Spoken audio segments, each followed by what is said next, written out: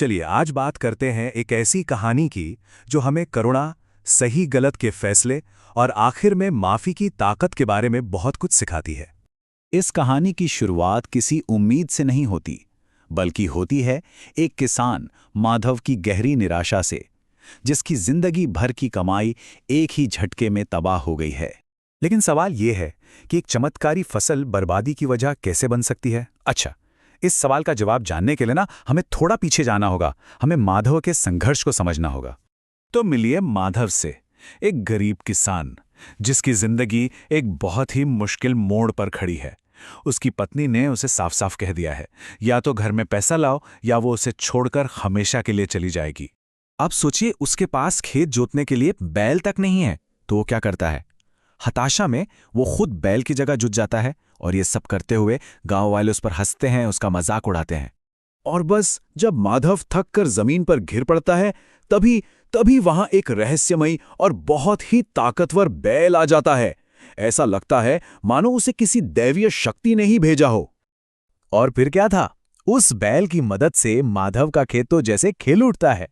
फसल इतनी शानदार होती है, इतनी जबरदस्त कि जो इलाके का अमीर जमींदार है ना, वो जल भुन जाता है।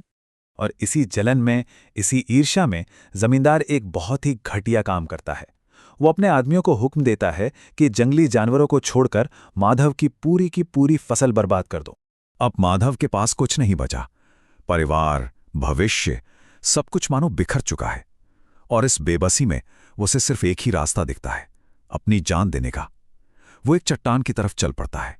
लेकिन ठीक उसी पल जब वो चट्टान से कूदने ही वाला होता है, उसे एक आवाज सुनाई देती है, रुक जाओ, तुम ये नहीं कर सकते। और ये आवाज उसी रहस्यमयी बैल की थी। ये कोई आम बैल नहीं था। अब वो बैल अपनी असली पहचान बताता है और एक ऐसी कहानी सुनाना शुरू करता है जिससे सारे राज खुलने वाले थे। तो पता चलता है कि ये बैल असल में एक शापित साधु है, एक पवित्र इंसान जो किसी श्राप की वजह से जानवर के शरीर में फंस गया है। तो साधु अपनी कहानी सुनाता है। बात तब की है जब उसने दो नौजवान प्रेमियों राजू और सौम्या को एक तालाब के किनारे देखा था। वो बस एक दूसरे के साथ कुछ प्यारे पल बिता रहे थे। लेकिन साधु ने, जो अपनी साधना के घमंड में चूर था, उनके प्यार को नहीं देखा। उसे उसमें सिर्फ गंदगी और भ्रष्टाचार नजर आया, और उसने उन दोनों को सबके सामने बुरी तरह जलील कर दिया। और बात सिर्फ जलील करने पर ही खत्म नहीं हुई। साधु ने पूरे गांव को भड़काया और उन दोनों को एक बहुत ही क्रूर सजा दिलवाई। अब सजा क्या थी? राजू को 5 साल के लिए गांव के बाहर एक गुफा में कैद कर दिया गया, और सौम्या, उसे अपने ही कमरे में बंद कर दिया गया, जहां उसे खाने को सिर्फ बासी खाना मिलता था। मतलब उन दोनों को एक दूसरे से हमेशा के लिए अलग कर दिया गया। अपने प्यार से इस तरह जुदा होकर सौम्या का दिल टूट गया, और उसी टूटे दिल से, उसी सच्चे प्यार की ताकत से उसके मुंह से एक श्राप निकला। उसने कहा, जिस तरह तुम्हारा दिल एक जानवर का है, तुम भी एक जानवर बन जाओ। और बस उसी पल वो साधु एक बैल बन गया। अब ये पूरी कहानी सुनकर माधव अपना दुख, अपनी परेशानी, सब कुछ भूल जाता है। उसके दिल में सिर्फ करुणा होती है, और वो फैसला करता है कि वो इस श्राप को तोड़ने में साधु की मदद करेगा। तो माधव सबसे पहले जाकर राजू को उस गुफा से आजाद करता है, और फिर दोनों मिलकर राजू और सौम्या को गांव के चौक पर सबके सामने लाते हैं, ताकि गांव वाले अपनी गलती देख सकें, उसका सामना कर सकें। जब सब सौम्या से साधु पर दया दिखाने को कहते हैं, तो वो अपने सारे दुख और दर्द से ऊपर उठ जाती है। वो कहती है, मेरा प्यार किसी के आंसुओं की कीमत पर नहीं रह सकता, और वो साधु को माफ कर देती है। ये दिखाता है कि उसका प्यार कितना सच्चा और पवित्र था।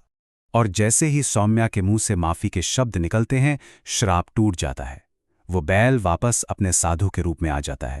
अब साधु को अपनी गलती का एहसास हो चुका था। वो पश्चाताप करने के लिए हिमालय की ओर निकल जाता है। लेकिन जाने से पहले वो माधव को एक तोहफा देकर जाता है।